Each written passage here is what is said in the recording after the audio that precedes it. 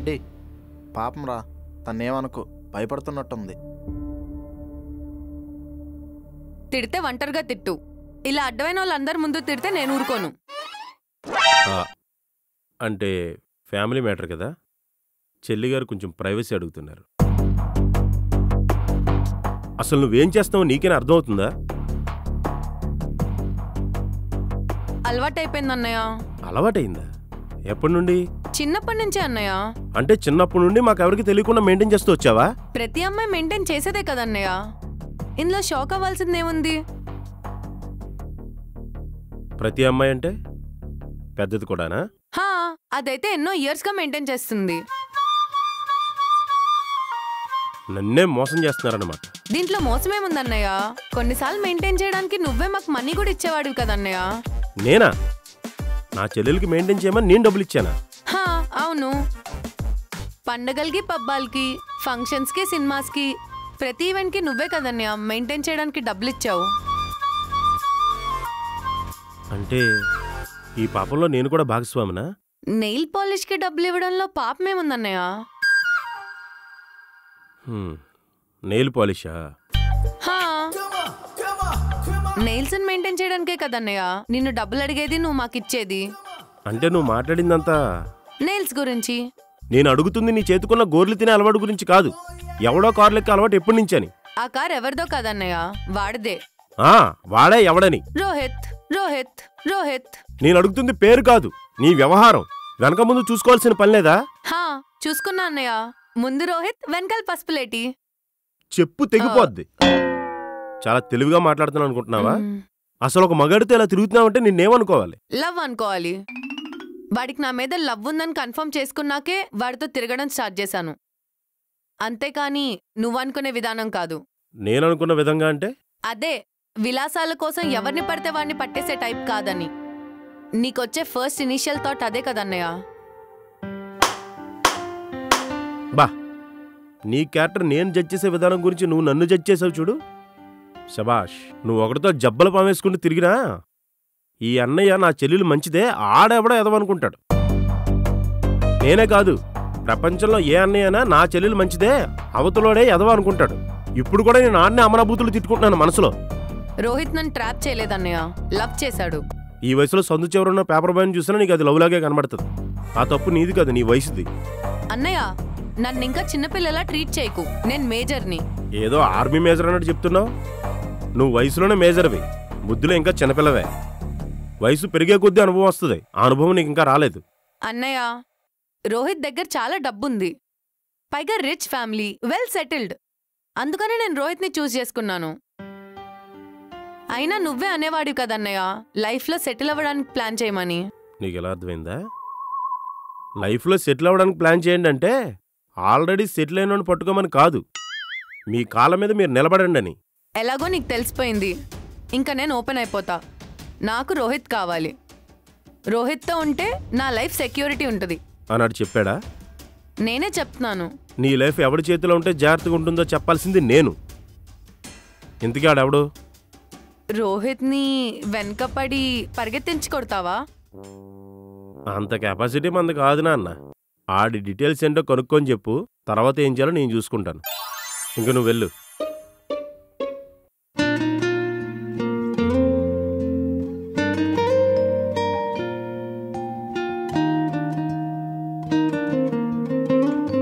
పరిస్థితి ఇంతవరకు వస్తుంది అనుకోలేదురా. ఒరే రెడ్డి, చెల్లికి లేని బాధ అన్నయ్యకి ఎందుకని నువ్వే అన్నావు, గుర్తుందా?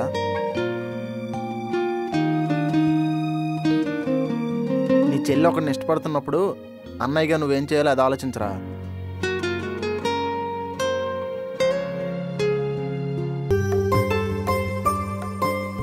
నేను నా ముందు ఎందుకు కూర్చోపెట్టాను తెలుసారా? జీతం పెంచుతారా సార్?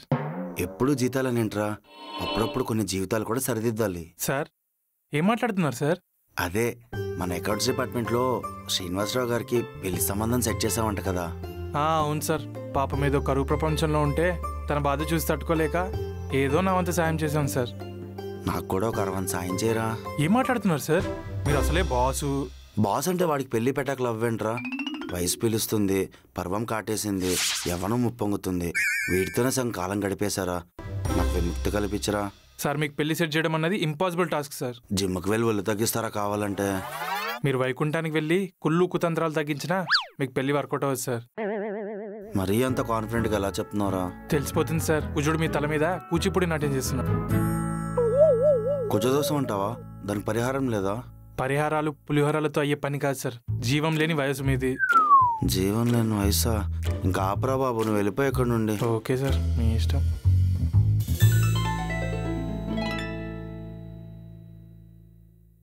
ఏంటి జేసీకి నా మీద కంప్లైంట్ చేసి వచ్చావా?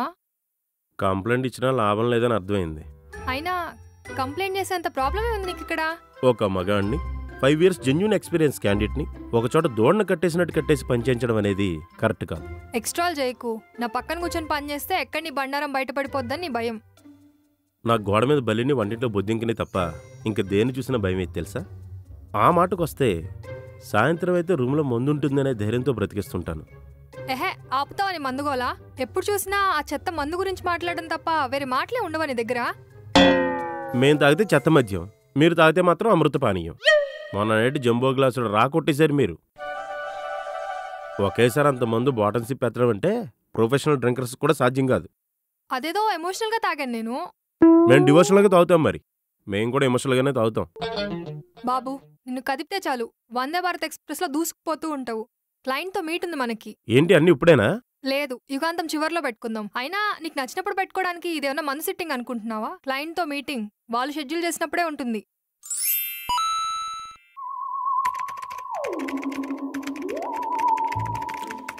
ఏం చేస్తున్నావు? క్లయింట్తో మీటింగ్ అన్నావు కదా, మెయిల్ చేస్తున్నాను. దేనికి? కొంచెం గ్యాప్ ఇచ్చి మీటింగ్ పెట్టుకోమని. బాబు పురుషోత్తమ, నీకు శతకోటి నమస్కారాలు. నీ అతి తెలివి ఇక్కడ ప్రదర్శించకు. డెవలప్మెంట్ ప్రోగ్రెస్ని క్లయింట్కి ప్రాపర్గా ఎక్స్ప్లెయిన్ చేస్తే చాలు.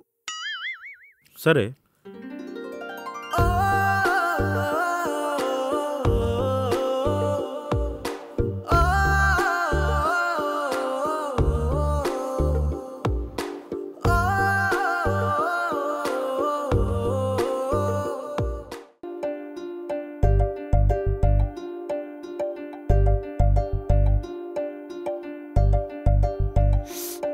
ఏమైంది అక్షయ్ కాళ్ళకి?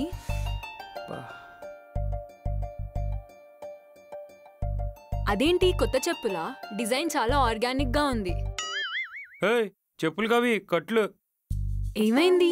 అది మన ప్రేమ కోసం చెప్పులు లేకుండా నడిస్తే మన ప్రేమ ప్రయాణం బలంగా ఉంటుందని తిరిగాను. సమ్మర్ కదా, మర్చిపోయి మొక్కున్నాను. 45 డిగ్రీల ఎండలో తిరిగితే కానీ తెలియలేదు దోల పనులు చేయకూడదని. అమ్మయ్య, నేనైతే సేఫ్. చూడు సంకేతన, కాళ్ళు తందూరి చికెన్లో కాలిపోయినాయి. ఎలాగో ఇద్దరం ప్రేమించుకుంటున్నాం కదా అక్షయ్, ఇవన్నీ దేనికి? మొన్నేమో మూతి కాల్చుకున్నావు, ఈరోజు కాలు కాల్చుకున్నావు, రేపు ఇంకేమైనా కాలితే ఎందుకు పనికి రాకుండా పోతాడు. పక్కోళ్ళ పర్సనల్స్ ఏంటో మేనేజ్ కాదని తెలియదా మీకు? పర్సనల్స్ అనేవి ప్రైవేట్గా మాట్లాడుకోవాలి, ఇలా అందరికీ వినిపించేలా కాదు. అయినా నేను ఇలాంటివన్నీ చేయనండి. మందంతా out of the box. Like పులివేషం, సోలం on the middle of the tongue, కొరడా బ్యాటింగ్స్, ఇలాంటివి అన్నమాట. జాతరలో ఉండాల్సిన వాళ్ళు ఆఫీస్లో మా మధ్య ఎలా తిరిగేస్తున్నారండి మీరు?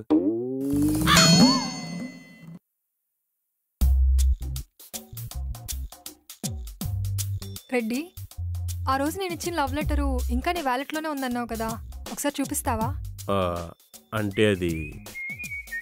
అంటే మన రాజమండ్రిలో ముంత మసాలా బాగా ఫేమస్ కదా, అందులోనూ మనకది మరీ లైకింగు.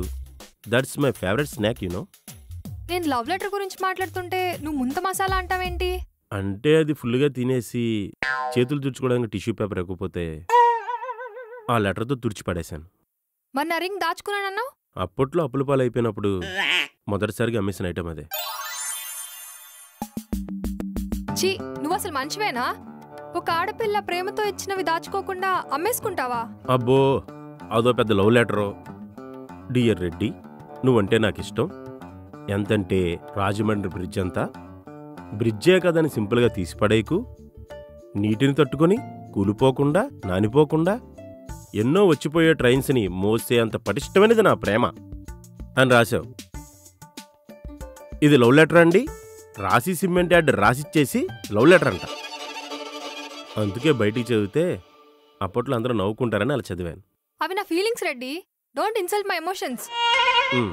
ఇప్పుడు ఇంకా ఉంగరం విషయానికి వస్తే 24 క్యారెట్స్ గోల్డ్ కదా అని అమ్ముదామని ధైర్యంగా వెళ్తే తరుగు మజూరీ అంతా తీసేసి చూస్తే ఇందులో గోల్డ్ తప్ప అన్నీ ఉన్నాయని చెప్పాడు. పూర్తి నాణ్యతా లోపం. అవి ప్రేమతో ఇచ్చినవి, ఇన్ని వంకలు పెట్టి దెబ్బతావు అనుకోలేదు. నువ్వు ఇవ్వడం ప్రేమతో ఇచ్చావు, నేను ప్రేమతో తీసుకోలేదు కదా. అదే ఆద్యుగా అనుకో, ప్రత్యేకించి గోల్డ్ గిఫ్ట్గా ఇవ్వాల్సిన అవసరమే లేదు. ఎందుకని అడుగు. ఎందుకు? తనే ఓ గోల్డ్ కాబట్టి. పోస్ట్ కొడుతున్నావా లేదా నేను పొస్సుగా ఫీల్ అవ్వాలని సీన్ క్రియేట్ చేస్తున్నావా? అయినా నిన్న అసలు ఏ అమ్మాయినా ఎందుకు ఇష్టపడుతుంది అనుకుంటున్నావు? అయినా అద్విక అయినా నీలో అసలు ఏం చూసి లవ్ చేస్తుంది అనుకుంటున్నావు నువ్వు? కరెక్టే రెడ్డి, నువ్వేదో అందగాడివనో లేదా ప్రిన్స్ ఆఫ్ రాజమండ్రి అనో నేను నిన్ను ప్రేమించలేదు. నేను రాజమండ్రిలో దర్జాగా తిరిగే రెడ్డిని ప్రేమించాను. అదే ప్రేమ, అంతే ప్రేమ. ఇప్పుడు నువ్వు నేల మీద నడుస్తున్నావని నా ప్రేమ ఏం తగ్గిపోలేదు రెడ్డి, అలానే ఉంది.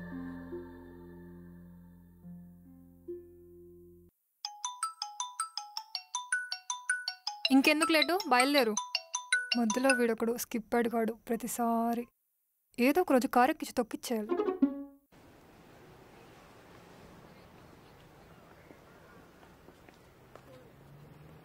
చరిష్మా, 5వ నెంబర్ నుంచి.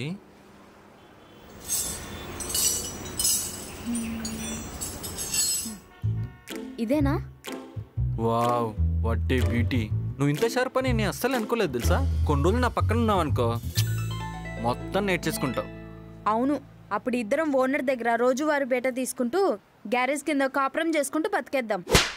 అదేంటి అంత మాట అనేసావు? అరే, నీకు కొంచెమన్నా సిగ్గుందారా? ఒక ఆడపిల్ల నోరు తెరిచి లేపుకుపో అంటుంటే అదే ఆడపిల్లతో బోట్లు లేపిస్తున్నావు. ఏంట్రా ఇది? ఒక చెయ్యేస్తే అయిపోతుంది కదా. 2 చేతులేస్తే చెంపలు ఎర్రగా వాచిపోతాయి. నువ్వు ఇలానే ఉంటానంటే నాకు నీతో ఎలాంటి రిలేషన్షిప్ వద్దు రామ్. చెరి చెరి.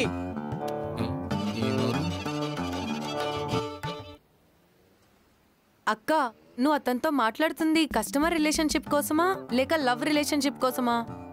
ఏ కారో బైకో ఉండుంటే మన బతుకి ఇలా కస్టమర్ రిలేషన్షిప్ ఏడ్చేది కదరా. అంటే లవ్వా? బావగారిది ఓన్ గ్యారేజ్ అన్నమాట. నువ్వు కూడా నాలాగే సేమ్ లెవెల్ మెయింటైన్ చేసావన్నమాట. సేమ్ లెవెల్ అంటున్నావు అంటే నువ్వు కూడా ప్రేమించడం జరిగింది, అన్నయ్యకి దొరికిపోవడం జరిగింది. అన్నయ్యకి దొరికిపోయావా? నిజంగానా? అడ్డంగా. అన్నయ్య ఏమనలేదా? ఎందుకన్నాడు? హీరో క్లైమాక్స్ లో చెప్పే మోనోలాగ్ లాగా దొరికిందే ఛాన్స్ అని గుక్క తిప్పకుండా క్లాస్ పీకాడు. మొత్తానికి ఏమన్నాడు? అడ్రస్ తీసుకొని వెళ్ళిపోయాడు. ఛా, ఏమైందక్క? అడ్రస్ ఇవ్వడానికి వాడి దగ్గర ఓన్ హౌస్ లేదు, కనీసం రెంటెడ్ హౌస్ కూడా లేదు. అంటే బావా జావా బైక్లు స్కూడా కార్లు రిపేర్లు చేసుకుంటూ బతుకుతా ఉంటాడు. అసలు అన్నయ్య ఎలా ఒప్పుకుంటాడని ప్రేమించావక్క?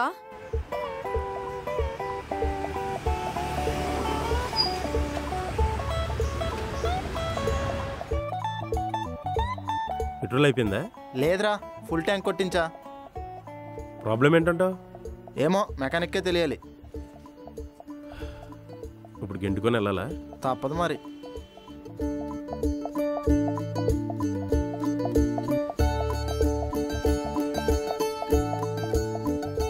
భయ్యా, ఇక్కడ బైక్ మెకానిక్ షాప్ ఎక్కడ?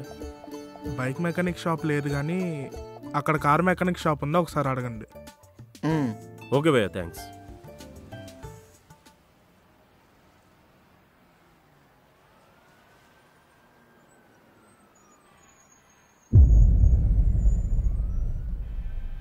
వీళ్ళంటే ఎక్కడున్నారు?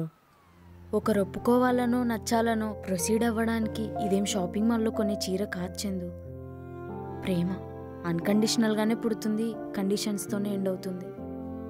అయినా వాడు ఒప్పుకుంటేనే నా పెళ్లి జరుగుతుంది అనుకుంటే నాకు అసలు వాడొద్దు. అదేంటక్క అలా మాట్లాడుతున్నావు? చందు, మనకే అమ్మా నాన్న ఉండుంటే మన బతుకి ఇలా ఉండేదా చెప్పు? వాడు ముందు చేతులు కట్టుకొని నిలబడే వాళ్ళమా చెప్పు? మన ఇష్టాల్ని వాడు ముందర ఆపుకోవడానికి వాడేమైనా మనకు నచ్చినట్లు ఉంటున్నాడా? రోజు తాగుతూ ఉంటాడు, సేవింగ్స్ అంటాడు, అది మన దగ్గర మాత్రమే. కానీ వాడు పెట్టుబడి మాత్రం మొత్తం తాగడానికే. అయినా మనకు వాడి గురించి పూర్తిగా తెలీదు. మనం ఎలా బతకాలో క్లాసులు తీసుకుంటూ ఉంటాడు, కానీ అతను మాత్రం జల్సాలు చేసుకుంటూ తిరుగుతూ ఉంటాడు. నిజమే అక్క. అన్నయ్య ముందు ప్రతిసారి మన ఇష్టాల్ని చంపేసుకుంటున్నాము, కానీ రిలేషన్షిప్ విషయంలో మాత్రం మనం కాంప్రమైజ్ అవ్వకూడదు. లైసెన్స్ లేని లారీలకి పర్మిట్లు, లేచిపోదామనుకున్న వాళ్ళకి పర్మిషన్లు అవసరం లేచిందు.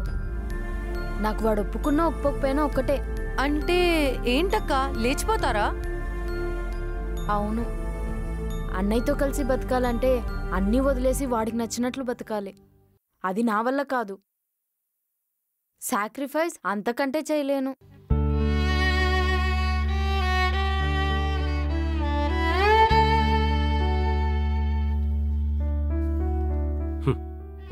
ఎంత లోకువైపోయానరా. ఊర్లో ఉన్నప్పుడు ఎలా ఉండేవాడిరా? అందరూ దగ్గర రావాలంటే భయపడేవారు, రెడ్డిగా ఆడేసుకుంటాడేమో అని. అవునరా. ఇప్పుడు ఊరన్నా ఊళ్ళో మనుషులన్నా నాకు భయం వేస్తుంది. అయినా అలా వదిలేసావేంట్రా? లాగి పెట్టుకుంటారండి బుద్ధి చెప్పక. కొట్టకుండానే నాకు బుద్ధి చెప్పారు కదరా. నాకున్న కష్టాలకి మందు కాదురా, ఒక్కసారిగా విషం తాగి చచ్చిపోవాలి. కానీ వాళ్ళ మీద ఉన్న బాధ్యతకి ఒక్కసారిగా చచ్చిపోకుండా స్లో పాయిజన్లా రోజు మందు తీసుకుంటున్నాను. అసలు నేను ఊళ్ళో ఉన్నప్పుడు రెగ్యులర్గా మందు కొట్టేవన్నారా? లేదురా, ఏదో ఎప్పుడో ఒకసారి. ఎందుకంటే ఏ టెన్షన్స్ ఉండేవి కాదు కాబట్టి, ఏ ప్రెజర్ ఉన్నా మా బాబు తీసుకునేవాడు కాబట్టి. కానీ ఇప్పుడు అలా కాదే. నెలాఖరికి అప్పులో నుండి ఫోన్ కాల్ వస్తుంటే ఎంత ప్రెజర్ ఉంటుందో వాళ్ళకి తెలుసా? బయట నుంచి చూసేవాడికి నా లైఫ్ ఏదో కలర్ఫుల్గా, నేను అమ్మాయి వెనకాల పడుతున్నట్టు, ఇంకో అమ్మాయి నా వెనక పడుతున్నట్టు, ప్రతిరోజు నేను మందు కొట్టి ఎంజాయ్ చేస్తున్నట్టు కనబడుతుంది. కానీ ఫ్యాక్ట్ ఏంటి? ఆద్విక వెనకాల నేను ఎందుకు పడుతున్నా తెలుసా? ఈ టెన్షన్లన్నీ ఓవర్కమ్ చేయడానికి ఏదో సరదా కోసం, అంతేగాని ఏదో సీరియస్ రిలేషన్షిప్ కోసం కాదు. ఇంక సుప్రియ విషయం అంటావా? మీరు అందరూ అనుకోవచ్చు వీడు బాగానే ఎగస్టాలు అని. వద్దురా బాబు, వద్దు. నాకు ఈ రిలేషన్షిప్సే వద్దు. ఎందుకంటే ప్రతి రిలేషన్షిప్తో పాటు రిజెక్షన్ ఉంటుందిరా. ఒక్కసారిగా ఊళ్ళో అంతమంది చేత రిజెక్ట్ చేయబడిన నేను ఇంకో రిజెక్షన్ తట్టుకునే ఓపిక నాకు లేదురా.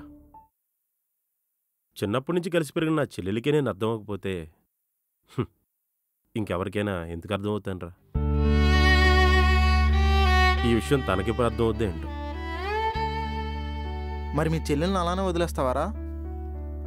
మా నాన్నుంటే ఏం చేసేవాడు, నేను కూడా అదే చేస్తాను.